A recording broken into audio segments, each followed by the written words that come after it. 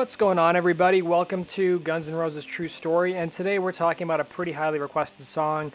We're talking about Get in the Ring from Use Your Illusion 2. Now, Get in the Ring was probably the most controversial song that Guns N' Roses had on the Use Your Illusions albums, although it's probably not the most controversial song that Guns N' Roses has ever done.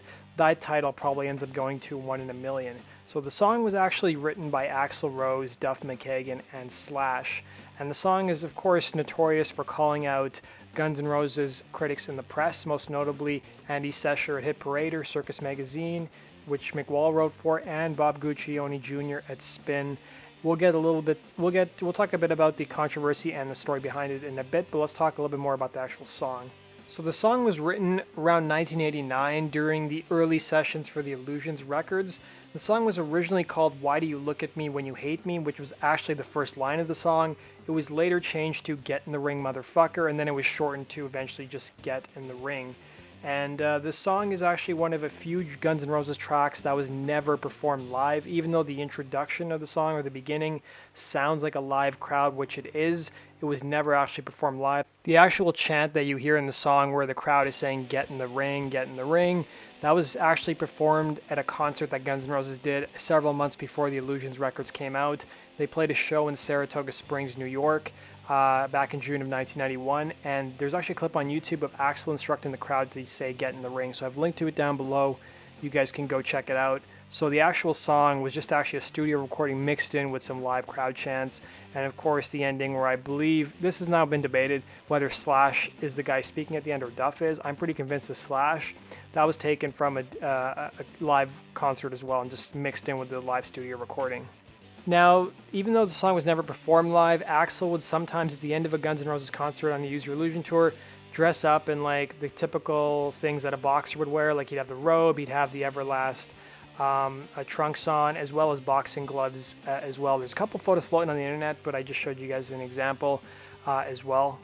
Now, speaking of the contents of the song, Axl actually spoke a bit about Get in the Ring with one of his most recent TV appearances. He was on That Metal Show back in 2011 with Eddie Trunk, and he was talking about Get in the Ring. He talked about the actual rant part where, he calls out all the band's critics, was actually not his idea. He claims that the idea was the brainchild of Duff McKagan and A&R guru Tom Zutaut, who actually discovered the band. And he said when the shit hit the fan, they both abandoned Rose to deal with the repercussions. Now, this has never been debated by Duff or debunked. Back then, Axl, and even Axl nowadays, I've never seen him claim responsibility for a lot of his own actions. So it's not clear as to whether, he's telling the truth or whether Duff is the one who came up with it. But I thought that was a little interesting point that maybe not a lot of people know about the song. Now, I know this Metal Show interview, there's little snippets of it on YouTube, but the actual part where he talks about Get in the Ring is not available online, at least not that I've been able to find it. If you guys are able to find it, please put it down below in the comment section. That would be much appreciated. So let's talk now about the actual feud that inspired Get in the Ring. And before we can really talk about the feud, I have to give you guys some backstory. So the origins, of course, of the song date back to a feud that Guns N' Roses had with Bob Guccione Jr. at Spin Magazine. So let's talk a bit about Spin Magazine. Now, Spin Magazine, it was launched during the middle of the 80s, and it was sort of labeled as like an alternative to Rolling Stone magazine. It covered a broader range of music than Rolling Stone did, including indie, college rock, and hip-hop, which were in their infancy stages back then. When Rolling Stone was publishing articles about major artists like Tina Turner, Spin Magazine was tracking down her ex-husband Ike Turner, who many thought was dead. As time went on, Spin Magazine quickly caught on as a trend-setting publication and actually predicted the future of the music industry by predicting that the shoulders of the music industry were going to rest on relatively unknown artists at the time, including Guns N' Roses, Public Enemy, and Sinead O'Connor. It's kind of ironic that the magazine that helped launch Guns N' Roses became one of their biggest enemies. Spin Magazine published negative reviews of the band and even interviewed people who grew up with Axl, including some of his ex-girlfriends, prior to Guns N' Roses hitting superstardom. Some of the people in Axl's life confessed that he had a really bad temper and sort of insinuated that he was violent with some of his ex-girlfriends. There was also one of his ex-girlfriends who dispelled the myth that Axl was living on the streets before the band took off in LA. And basically the gist of the piece that Spin Magazine wrote was that Axl Rose was kind of a jerk. So if you guys want to read the original article, I've linked to it down below. Not only that, but another thing that caught the journalist's attention is that Guns N' Roses got the journalists who interviewed the band to sign over all the rights for written and media content featuring the band and giving the band final approval for photos and articles. Any breach of this contract would result in a $100,000 fine, and what Spin Magazine ended up doing is publishing this contract in one of their issues, and thousands of Spin Magazine's readers filled out the contracts and mailed them personally to Axl Rose. Of course, Axl Rose wasn't very happy about this, and at the time when Guns N' Roses was actually interviewed about why they were making the press sign these kinds of contracts, they basically said the contracts were designed for a few members of the press who were giving the band trouble, said Brian Brittenthal, who was one of the Geffen Records publicists at the time. She was actually the band's publicist. She said the band is having trouble with fabricated interviews. People in the US got a hold of the contracts and some people signed them, but none of those people got an interview because the band is not doing interviews until the new record comes out. The same article that sort of interviewed a lot of Axl's ex-girlfriends and sort of painted him as a jerk also criticized Guns N' Roses personally for some of the slurs they'd made against immigrants, gay people, and black people in the song One in a Million. And of course, that song resulted in a confrontation with the band Living Colour, with whom Guns N' Roses were touring with as opening acts for Rolling Stones back in 1989. The piece also slammed Guns N' Roses' presence on stage, saying the band has sucked shit more often than not in previous years. Spin also called out the band for being drug-addicted, paranoid, homophobic, racist, xenophobic, ruthless, violent, a threat to the liberty of the press, and a pain in the ass to almost everyone.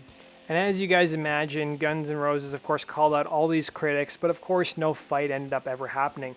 In fact, Bob Guccione Jr. actually ended up calling up Guns N' Roses label Geffen Records at the time and told them that he'd be happy to fight Axl Rose, and he even promoted the potential fight in order to help sell magazines. But of course, it never came to fruition, and Axl backed down. Perhaps he found out that Guccione Jr. actually had 9 years of fight training. So the last couple of pieces of news I'll leave you guys with is that, as you guys saw at the beginning of the video, some legs of the Guns N' Roses tour were referred to as Get in the Ring Motherfucker tours, especially 1991 to 1992, and then, 93, they referred to that whole section as the Skin and Bones tour, at least the part after they dropped the backup singers in the horn section after they played the South Pacific. So I also want to let you guys know that there's a documentary called Get in the Ring, which was filmed by Canadian Music Television back in 1992 when Guns N' Roses was touring Europe in the summer. I've linked to it down below. There's actually some good interviews with like the stage staff, the production crew, Slash and Duff, and it's maybe a documentary you guys haven't seen before, so I've linked to it down below. It's an interesting thing to watch. And then there's also another documentary called Photographic History, which is probably my favorite Guns N' Roses documentary. That's where I first heard the song Get in the Ring. It's featured pretty prominently throughout the entire documentary, so I've linked to that as well. Definitely watch that if you guys have not seen it. It was filmed during the last part of the Guns N' Roses Use Your Illusion tour in 1993 when they were finishing up in Europe, just before heading to Argentina for the final 2 shows. And then the final thing I want to leave you guys with is there's actually a demo of Get in the Ring. It's basically the instrumentals. There's no vocals on it, so if you guys ever wanted to hear what Get in the Ring sounds like without the vocals, this is a good video to check out. It's on Gibbo's YouTube channel. If you guys haven't subscribed to his YouTube channel, go check it out. He's got some amazing stuff on there if you guys are Guns N' Roses fans, or Velvet Revolver fans, or even just fans of the members of Guns N' Roses in general. So go check that out. That does it for today's video, guys. I hope you guys learned something. Let me know what was the most interesting part of the video that maybe you didn't know before, and was there anything I missed in the video? Comment down below and let me know. And as always, guys, if you want to stay up to date on the latest Guns N' Roses news, be sure to hit the subscribe button. Take care.